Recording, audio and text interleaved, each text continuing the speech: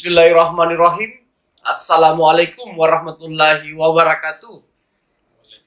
Waalaikumsalam warahmatullahi wabarakatuh. Dan salam sejahtera buat seluruh sahabat dan sobat Pipiso dimanapun Anda berada. Jumpa lagi dengan saya, Suadi Idris Amir, tentunya di acara kesayangan kita, Pipiso Rumah Edukasi. Sahabat dan sobat Pipiso, pada kesempatan kali ini telah hadir di tengah-tengah studio Pipiso dua narasumber kita yang akan membedah isu diskusi kita pada kesempatan kali ini, yaitu Jokowi paksakan 3 periode. Besarkah peluangnya? Nah, untuk membedah ini saya langsung memperkenalkan dua narasumber kita. Yang pertama, Bapak Herman Sijaya, Esos, Direktur Eksekutif Lembaga Riset dan Konsultan Politik dari Sulawesi Selatan, Link Indonesia. Assalamualaikum. Waalaikumsalam. Sehat? Alhamdulillah. Tidak asing lagi di sebelah kiri saya, pengamat politik Islam dari Universitas Muhammadiyah, Dr. Ridwan Pawalan. Assalamualaikum. Dinda, dokter sehat? Salam, sehat. Alhamdulillah. Sahabat dan sobat Pipiso, sesuai dengan tema diskusi yang akan kami diskusikan, saya langsung membedah bersama dua panelis kita. Saya mulai dari Dinda Herman Sijaya. Dugaan publik terhadap wacana 3 periode Jokowi, apakah direspon baik atau kurang baik dalam kacamata Dinda Herman Sijaya? Ya, terima kasih Kak Kadir. Temanya cukup nyentrik sebenarnya ini. Karena kan tahun-tahun politik ini kita sudah masuki. Apalagi berbicara pilpres, ya semua elit-elit di Jakarta khususnya sudah memainkan ritmenya sampai di Merauke. Betul. Nah, kalau kita berbicara tentang keterpilihan atau upaya masyarakat untuk menjadikan Bapak Jokowi 3 periode, saya mengutip salah satu lembaga riset, hasilnya itu Mei kemarin, tahun 2021, 43% lebih itu tidak menginginkan. Tidak menginginkan ya? Tidak menginginkan. Dengan beberapa alasan responden bahwa terlalu lama. Nah, kemudian dari beberapa amandemen sebelumnya itu tidak pernah diiyakan bahwa kita mengamandemen supaya 3 periode. Baik itu Pak SBY sebelumnya, bahkan Pak SBY ini tidak menginginkan 3 periode. Betul, dia menolak ya pada saat itu. Sangat menolak Iya. pada saat itu. Jadi kalau masyarakat ditanya secara by data melalui lembaga riset, banyak yang tidak menginginkan. Banyak tidak menginginkan. Kalaupun ada yang menginginkan itu, Kak Kadir, itu hanya di bagian Bali, Jawa Tengah, Jawa Timur, kemudian Jogja, itu kebanyakan responden mengiyakan. Berarti basis Pak Jokowi ya? Iya, basis. Oke, seperti itu. Baik. Kak Kadir. Pembuka dari Direktur Eksekutif Link Indonesia, Dinda Herman Sijaya. Saya langsung ke pengamat politik Islam kita, Dr. Ridwan Pawalan. Seperti apa situasi politik dan persepsi publik dalam kacamata Dr. Ridwan Pawalan melihat wacana Jokowi didesain untuk 3 periode? Kelihatannya memang Jokowi ini ingin didesain bukan keinginan pribadi. Ada memang kelompok yang berpikir bahwa pilihan politik terbaiknya adalah mendorong Jokowi 3 periode. Karena mungkin kesulitan mencari figur, itu satu ya. Yang kedua, memang kekuatan politik Jokowi sangat kuat saat ini. Nah, opsi mana yang paling rasional menurut Dinda Dr. Ridwan? Jokowi 3 periode atau menambah masa jabatan? Karena opsi ini juga muncul. Jadi ada 2 opsi ini yang akan katanya dibicarakan pada saat amandemen ya, menambah masa jabatan Jokowi dari 5 tahun mungkin menjadi 6 atau 7 tahun. Artinya pilpres akan diundur ketika masa jabatan itu ditambahkan atau menambah 1 periode menjadi 3 periode dengan tetap opsi 5 tahun per 1 periode. Dalam kacamata Anda dokter, seperti apa yang paling memungkinkan muncul dalam situasi politik saat ini, dan seperti apa respon publik terutama kelompok oposisi melihat situasi itu? Ya, baik Kak Kadir. Assalamualaikum warahmatullahi wabarakatuh. Waalaikumsalam. Tuan rumah yang kita hormati bersama, Bapak narasumber, saya Bang Jaya Sos, yang kita hormati bersama, selamat sore ya, pemirsa IPISO yang sempat hadir dimanapun Anda berada. Baik Kak Kadir, saya pikir kurang lebih setahun barangkali wacana tentang memperpanjang masa jabatan dan opsi 3 periode. Kalau kita bicara politik kan setidaknya ada 2 unsur yang perlu terpenuhi. Pertama adalah sikap politik, bagaimana dinamika, bagaimana situasi politik itu mendorong itu ya, mendorong apa yang sedang diwacanakan. Yang kedua adalah aspek yuridisnya. Ada politik hukum di situ kan. Apalagi ini akan mengubah secara fundamental undang-undang kita terkait dengan masa jabatan seorang presiden kan. Secara kalkulatif sebetulnya dari komposisi koalisi itu memungkinkan untuk kemudian dilakukan apakah opsinya ya penambahan masa jabatan atau 3 periode. 3 periode kan gitu. Nah, situasi seperti ini sebetulnya apalagi sekarang ini jelang reshuffle jilid ketiga barangkali ya. Iya, untuk di periode kedua ini kedua. Nah, kedua ya. Kedua tuh untuk periode dengan pakai aja. Jadi sebetulnya itu adalah bagian daripada bargaining posisi yang sedang dibangun oleh pasangan Jokowi Maruf ya. Nah, oleh sebab itu saya pikir kalau situasinya sekarang ini, saya pikir kalau datanya Pak Herman tadi 40 berapa tadi Pak? 43%, ya kalau misalnya yang tidak menentukan sikap itu berapa persen kan, setidaknya berimbang hari ini. Ya, asumsi kita ya. Berimbang antara ya setuju dan tidak setuju. Kan gitu.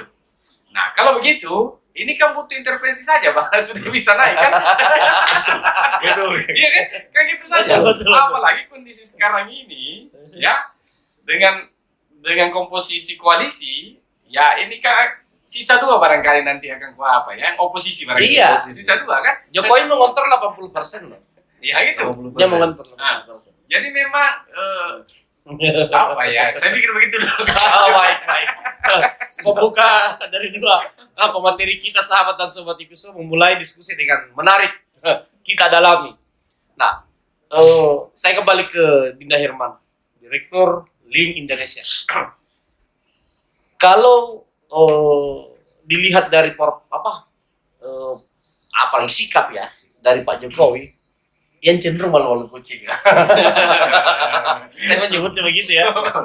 Karena kalau ditanya, ini kan saya diseret masuk ke ranah bla bla bla dan lain-lain gitu. Saya pikir hal yang sangat wajar ketika hal seperti itu disampaikan Presiden kita. Tetapi ya tentu ketika misalnya koalisi mendorong Pak Jokowi atau dalam arti kata mendukung Pak Jokowi untuk 3 periode atau menambah, tentulah tokoh-tokoh bangsa kita ini pasti punya pertimbangan politik sehingga mau mengamandemen itu dan mengarahkan ke sana. Tetapi tentu kalau kita melihat situasi politik saat ini kan lingkaran Jokowi ini kan ada beberapa tokoh yang ya bisa dikatakan ketinggalan kereta politik. Dalam arti kata dia harus melewati satu momentum yang seharusnya menjadi momentumnya, anggaplah Pak Prabowo. Seperti itu. Sejauh yang Dinda Herman saja lihat, apakah memang Jokowi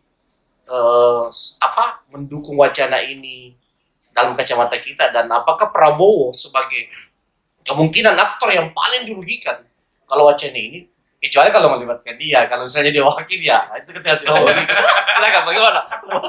Terima kasih Kak. Kalau kita berbicara Pak Jokowi-nya ketika ditanya oleh beberapa media atau disudutkan media Betul. persoalan dengan ditambah masa jabatannya atau periode yang Periode. ditambah.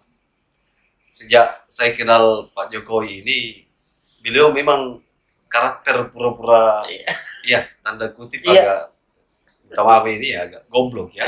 Tapi tidak semua orang mampu membaca kegoblokan Pak Jokowi. Karena kenapa? Rata-rata Pak Jokowi ini mengambil keputusan itu di detik-detik terakhir. Di detik-detik terakhir, tapi selalu wah. Nah ini yang kita tidak sangka-sangka. Kadang-kadang juga elit tidak mampu membaca itu. Tapi saya kira bahwa Pak Jokowi ini ketika ada jawabannya yang selengean, ada tanda kutip di belakangnya. Iya, mengikuti bagi orang-orang yang mampu membaca ritme itu. Jadi ketika ditanya, ya itu bukan urusan saya, itu urusan misalnya DPR, parlemen. Selalu melempar bola ke parlemen, tapi secara tidak langsung kalau saya pribadi membaca itu, beliau ini mengintervensi parlemen. Mengintervensi parlemen. Kemudian seperti yang dikatakan oleh kakak dokter tadi, bahwa itu hal sepele ketika parlemen menginginkan, karena oposisi sekarang itu ya susah dua. Betul. Hanya PKS, hanya PD, Partai Demokrat. Nah, PAN ini sudah mulai ditarik.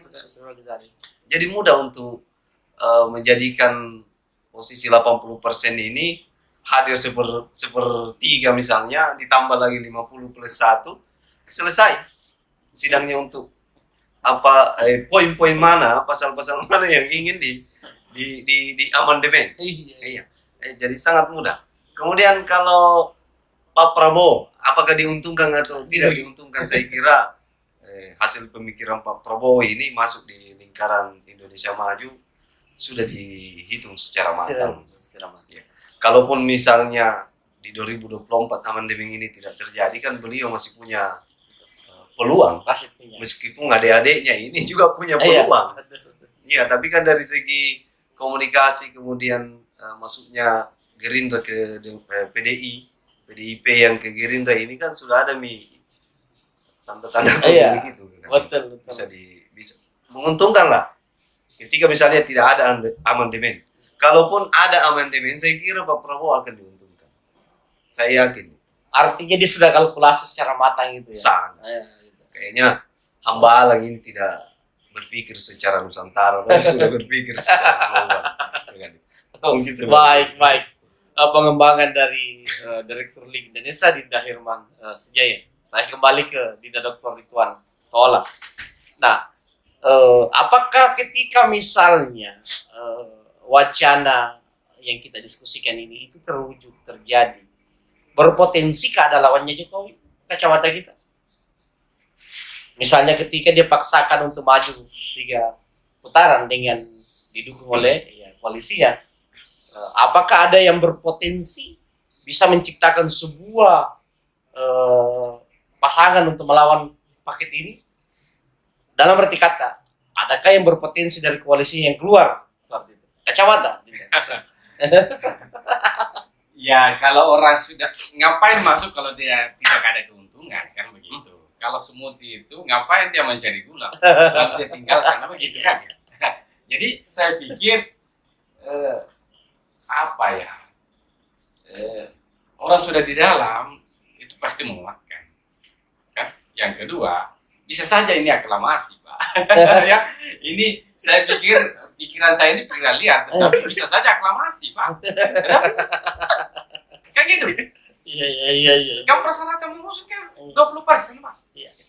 PD dan PKS berapa persen hari ini dia punya? Dia 14%. 14% berarti minus 6%, Pak. Ada? Gimana caranya ini? Ya, kalau misalnya ini asumsi aklamasi dilakukan dalam konteks pilpres kan tidak mungkin kan? Tetapi ada skenario lain barangkali secara politik bahwa dicukupkan aja, ya sekedar penggembira mungkin dan seterusnya kan? Atau kan bisa menciptakan paket boneka ya? Ya itu saja yang dilakukan, tetapi mungkin bukan dari barisan oposisi, ya kan? Yang gitu. mungkin kawan juga yang akan dikeluarkan, silakan Anda keluar, coba ramaikan sedikit lah ya, paling tidak begitu supaya ada pengantin. Kira-kira Prabowo mau kalau dia yang disuruh sebagai pasangan yang melawan? Agak ngeri juga ya. Gering sedap. Kalau Pak Prabowo ditawarin, waduh, gimana nih Pak Jokowi kok saya ditawarin? Bisa saja ditawari Pak ya, Iya. bisa saja ditawari, tapi itu kan tidak gratis, Iya. ya berani enggak begitu. Yang kedua, ya kalkulasinya barangkali sedikit ya, sangat minim keberanian ya, tanda petik nyalinya Pak Prabowo untuk kemudian menjadi kuda hitam, apa boneka tanda petik ya. Kalaupun diarahkan dan seterusnya, mungkin pihak lain yang akan didorongnya, paling tidak untuk next dan seterusnya. Nah, oleh sebab itu saya pikir oposisi-oposisi yang hari ini yang mungkin secara sosial politik mungkin ya, tapi dari sisi hukum politik mungkin tidak bersyarat dan seterusnya. Dan saya pikir dinamika yang akan terjadi ini, kalau misalnya terjadi 2 bulan terakhir ini akan terjadi reshuffle dan mengambil barisan-barisan yang selama ini di luar kekuasaan berdasarkan kalkulasi dari koalisi, apalagi pengusung utama misalnya PDIP. Iya, betul. Tentu kan mereka akan menimbang-nimbangkan siapa, karena kan PDIP ini sangat ideologis dalam berpikir politik Pak. Kalau tidak punya hubungan, ya apalagi tanda petik itu adalah eneminya secara ideologi, maka dia tidak mungkin akan menerima, walaupun barangkali secara kalkulatif dia kuat, tetapi kuat itu kan tidak mesti menang kan, Iya. kan gitu. Sekian dulu kan. Baik. Sahabat dan sobat Pipiso, pengembangan dari 2 narasumber kita semakin memperkaya diskusi kita. Saya kembali ke Dinda Hermansyah. Ini kalau dilihat situasi politik saat ini, ada beberapa tokoh muda yang dibaratkan sebuah semangat perang mereka dalam semangatnya untuk bertaruh, kayak Ganjar, Anies, Erick Thohir, Ramlan Sulaiman yang dibaratkan ini darah muda sudah menggelora. Nah, apakah Pak Jokowi kira-kira mampu meredam ketika kelompok-kelompok yang merasa bahwa momentumnya ini terganggu? Karena itu juga harus diantisipasi. Saya pikir dalam dunia politik itu situasi politik bisa muncul ketika ada aktor-aktor yang menggerakkan itu. Nah, kalau saya lihat memang saat ini juga harus dikaji oleh Pak Jokowi secara matang. Ada beberapa gerbong-gerbong yang lagi dalam arti kata lagi dalam semangatnya, dan ada tokoh-tokoh yang merasa bahwa regenerasi akan terganggu. Kacamata kita seperti apa kita melihat situasi itu, Dinda Hermansyah ya? Misalnya juga keterlibatan tokoh-tokoh yang pasti tidak akan tinggal diam, kayak Pak Jika, grup Pak Jika kan, Amin Rais kan gitu, dan Pak SBY. Tentu kita juga tidak bisa menduga apakah ke depan dia akan diam atau melakukan sebuah gerakan, dan ditambah misalnya semangat generasi muda yang lagi membara karena merasa pada ini adalah zamannya, masanya. Seperti apa kita melihat situasi itu? Saya simpel, Pak Jokowi itu tidak pernah takut. Iya, kita mengambil sampel aja kemarin, Undang-Undang Cipta Kerja. Hari ini kan sudah selesai. Enggak. Artinya pihak oposisi sekarang ini, meskipun dia mampu menarik simpati dari publik, baik dari akar rumput, agak sulit ketika amandemen ini terjadi. Threshold akan terjadi. Dan seperti yang disampaikan oleh kakak dokter tadi, bahwa pandang PD ketika ditambah itu belum cukup dong. Iya. Hanya ketika misalnya ditambah opsinya kalau ada dipasang gini-gini lah. Nah, mungkin PAN disuruh ke sana, cukupkan itu. Tapi kan PAN sudah mulai hampir pasti merapat ke Pak Jokowi. Kalaupun ada by design dari kubu misalnya Pak SBY ini kan masih sehat ya, dan tentu kolaborasinya ini akan banyak ke luar negeri dulu, baru masuk ke dalam negeri untuk membaca situasi ini terkait dengan amandemen. Kemudian jiwa muda itu ya saya kira sah-sah saja. Misalnya Pak Ahy yang sekarang ini membangun dengan semangatnya, membangun dengan semakin banyak masalah yang dia hadapi dan dia bisa tuntaskan, itu kan bagian dari bagaimana menarik simpati publik. Tapi tentu tidak akan mungkin ketika amandemen ini terjadi. Jadi modal sosial politiknya ke akar rumput publik ini tidak akan cukup ya. Tidak bakalan cukup. Saya yakin. Jadi saya lanjut ini kan. Ya. Kalau ini terjadi aklamasi sangat potensi terjadi. Aklamasi akan terjadi. Saya yakin itu. Saya yakin ketika ini terjadi. Baik. Sahabat dan sobat Pipiso, memang kalau kita lihat secara kacamata politik, Pak Jokowi ini sangat kuat. Itu tidak bisa dipungkiri. Dalam mengatur ritme gerakan politik, dia sangat matang dan sangat terstruktur dan terkontrol. Beda dengan di era Pak SBY jadi presiden. Saya melihat koalisi pemerintahnya liar di masa SBY kan. Bagaimana Golkar pada saat itu kan dengan PKS suka bandel ya gitu. Tapi di era Jokowi ini betul-betul partai politik Samina kan. Nah, kalau dilihat situasi secara rasional dan tentunya kan kita juga ini sebagai pengamat ya harus memberikan pertimbangan publik ya kepada Pak Jokowi dan lingkaran istana. Kalau saya secara pribadi melihat bahwa opsi yang paling tepat bagi Pak Jokowi adalah menambah masa jabatan. Kalau saya menjadi 6 tahun. Kalau saya secara pribadi. Jadi biarlah Pilpres dilaksanakan di 2015 atau 2016 kan. Yang itu. Kalau saya, kenapa? Karena memang memimpin Republik Indonesia yang begitu luas ini butuh 6 tahun masa jabatan. Kalau saya secara pribadi. Tetapi kan tentu bukan saya penentu. Kalau kita seperti apa melihat situasi itu, Dinda, Dokter? Apakah kita setuju dengan saya atau memang butuh 3 periode? Tentu harus ada ya objektif penjelasan yang mana yang lebih dibutuhkan bangsa ini. Apakah memang presiden itu harus 3 periode untuk lebih efektifnya bagi seorang pemerintah, atau sesuai dengan opsi yang saya tawarkan 6 tahun 2 periode tapi 6 tahun seperti kepala desa kan 6 tahun. Seperti apa kita?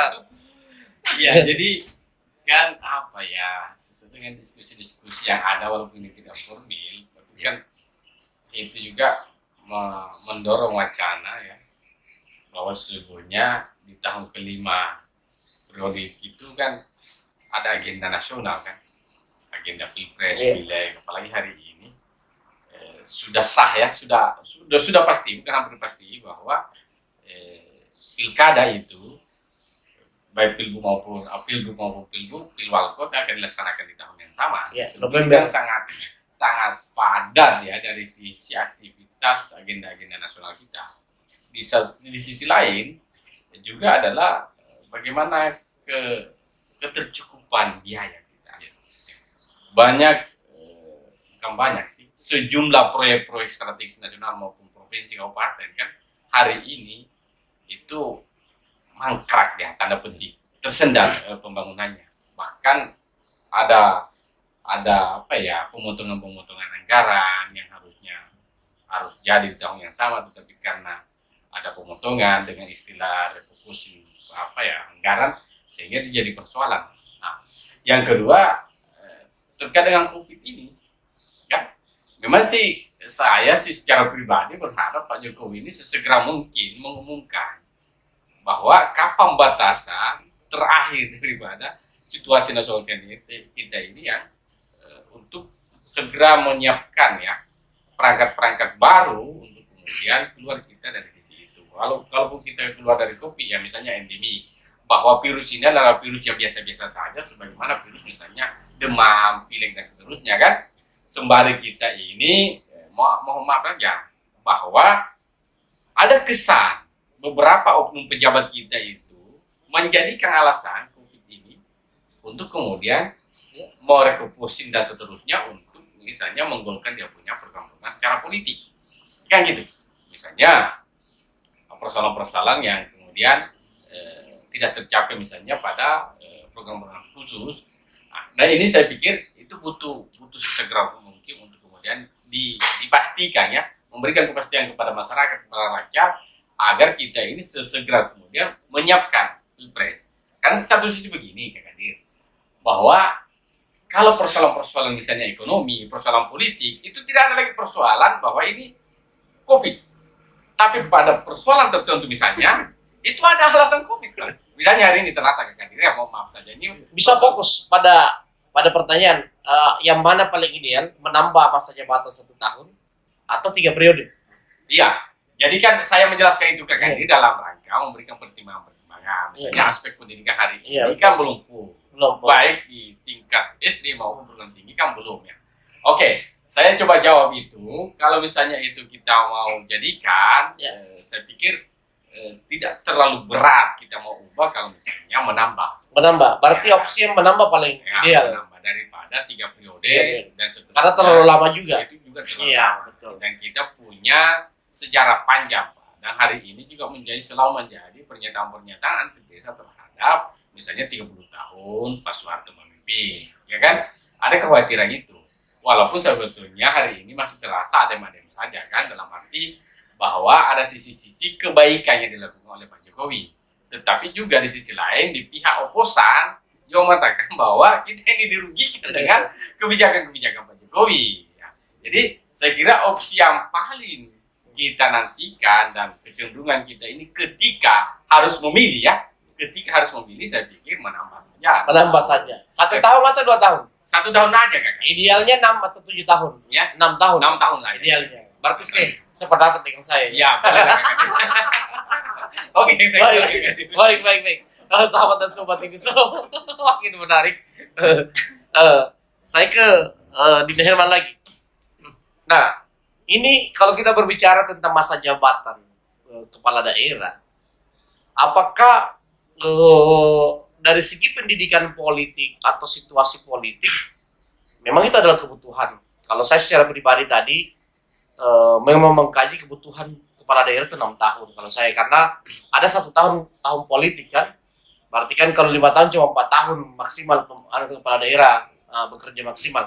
Kalau 6 kan berarti kan ada 5 tahun, kalau 12 tahun 2 periode, 10 tahun dia bisa fokus bekerja sebagai kepala daerah, 2 tahun itu masa politik, ada gitu.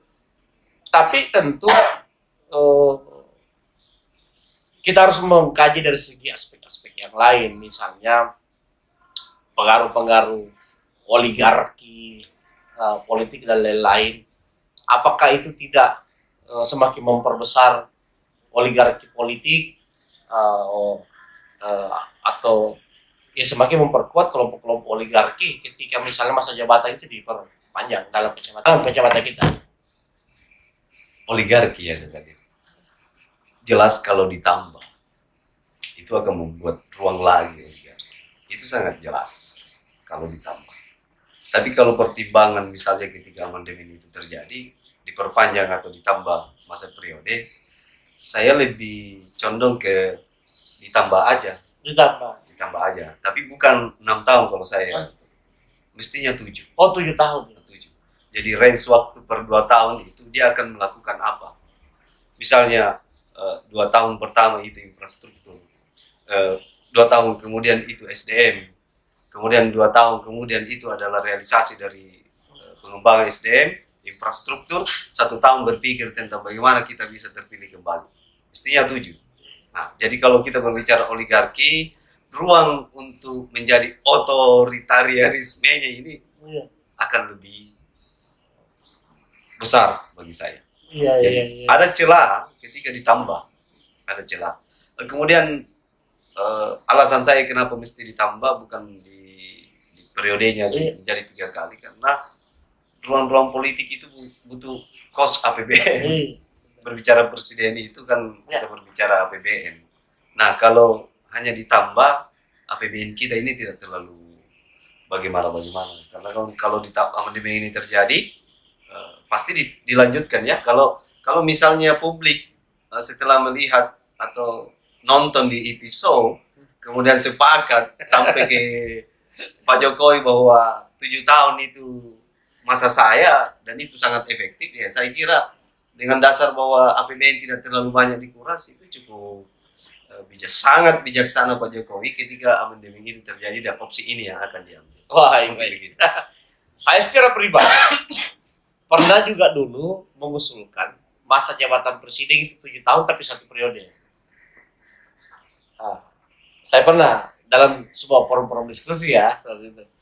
Karena kalau misalnya 7 tahun dan 2 periode kan sama 14 tahun ya, itu cukup panjang juga. Jadi 7 tahun itu menurut saya cocok kalau 1 periode. 1 periode bukan 2 periode. Nah, Pak Dokter, ini kan sebenarnya problem di bangsa ini sebenarnya lebih banyak di mana kayak ini. Apakah misalnya pada ruang-ruang perencanaan calon kepala daerah atau persoalan situasi politik selama bangsa ini di era demokrasi ini? Saya melihat secara pribadi bahwa ya salah satu problem ini karena kan kita tidak memiliki program jangka panjang. Jadi seolah-olah masa jabatan itu menjadi masalah. Linda Hermanto, Pak Dokter. Padahal kalau seandainya ada program jangka panjang, siapapun jadi presiden wajib menjalankan program jangka panjang itu. Saya pikir kan masa jabatan bukan lagi alasan, bukan lagi masalah. Apakah bukan itu yang perlu digenjot kacamata kita? Iya, Kang Ade. Sebetulnya kan kalau kita membaca referensi-referensi tentang hukum tata negara itu kan aspek yuridis itu penting sebagai sebuah perangkap, karena hukum itu kan berfungsi sebagai regulator, ya, sebagai sebuah regulatif, begitu pula aspek sosial kontrol, kan, dan seterusnya. Nah, hukum-hukum kita di Indonesia ini kan banyak hukum tetapi tidak ditaati, Pak. Ya kan? Nah, sama misalnya kalau kita kembali sedikit tadi mengulas bahwa penambahan masa itu ya menjadi 6 tahun atau 7 tahun, saya pikir harus diikuti dengan regulasi-regulasi yang lain. Misalnya perlu diatur persoalan oligarki di Republik ini sehingga orang-orang tertentu itu saja yang memimpin, Pak. Kapan masanya kita ini memimpin? Ya, menjadi kepala desa saja ini berat-berat kali nih sekarang ini, Kakak. Ya kan? Kan gitu. Kalau bukan anaknya siapa udah di tingkat desa, waduh berat sekali sekarang ini menjadi kepala desa. Makanya itu perlu juga diikuti aturan-aturan yang tambahan, aturan-aturan lainnya yang punya hubungan dengan itu. Baik juga termasuk pengusahaan-pengusahaan sumber daya alam hari ini, kan gitu. Kan di situ sebetulnya permainnya oligarki kita di Republik ini kan, dan saya pikir di belahan dunia juga seperti itu. Nah sekarang situasi apa yang sebetulnya yang jadi persoalan Republik ini kan?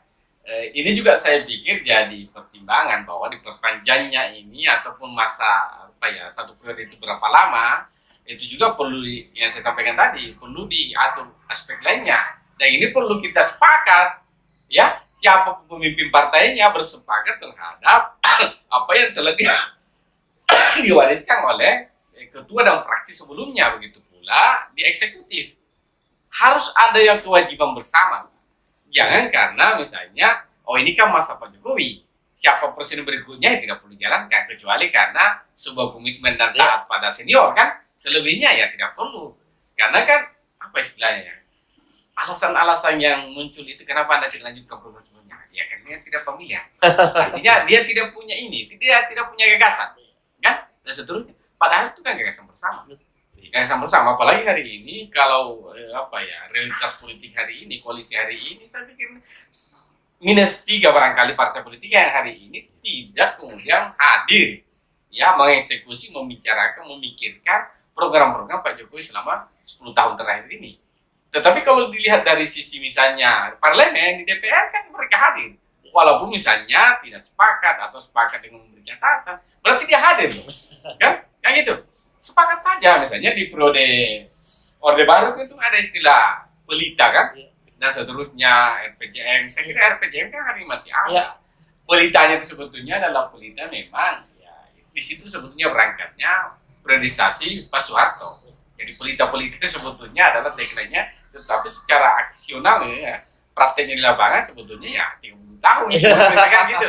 Nah itu juga saya pikir perlu hati-hati bahwa program saja yang lanjut. Iya. Jangan kepemimpinan yang berlanjut Kak. Saya pikir itu jadi Iya. jadi itu kan. Betul. Saya kira gitu kan. Artinya begini, sahabat dan sobat, itu kesimpulan dari diskusi kita bahwa Pak Jokowi itu kuat secara politik, mengontrol politik ini sampai 80%. Artinya ketika dia mau memanfaatkan amandemen untuk kepentingan politiknya, itu sangat mungkin bisa dia lakukan. Tetapi ya tentu hasil diskusi kita tadi, ada banyak opsi-opsi yang kita diskusikan tadi.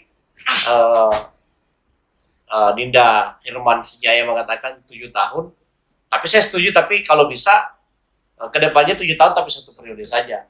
Yang diperkuat itu regulasi tentang pembangunan. Ya, karena memang saya pikir kalau regulasi pembangunan yang diperkuat, masa jabatan itu bukan lagi, masa periode itu bukan lagi, periode jabatan bukan lagi alasan. Seperti itu. Dan ini memang yang kurang sampai hari ini saya lihat. Setiap presiden terpilih lain lagi programnya, lain lagi tujuannya, sehingga tidak ada pembangunan yang berkesinambungan, yang berjalan secara sistematis. Nah ini yang kita harapkan. Baik, mungkin ke depan kita akan kembangkan pada pembangunan jangka panjang ini pada diskusi berikutnya. Dinda Herman Sejaya, Direktur Eksekutif Link Indonesia Lembaga Survei dan Konsultan Politik di Sulawesi Selatan, dan pengamat politik Islam kita, Dinda Dr. Ridwan Pawalang. Terima kasih sudah mengedukasi masyarakat Indonesia, dan siap-siap untuk diundang untuk diskusi berikutnya. Tentunya untuk mengembangkan setiap diskusi kita yang pernah kita lakukan di IP Show ini dalam rangka memperkuat ruang-ruang edukasi. Assalamualaikum warahmatullahi wabarakatuh, dan salam sejahtera buat seluruh sahabat dan sobat IP Show dimanapun Anda berada. Assalamualaikum warahmatullahi wabarakatuh.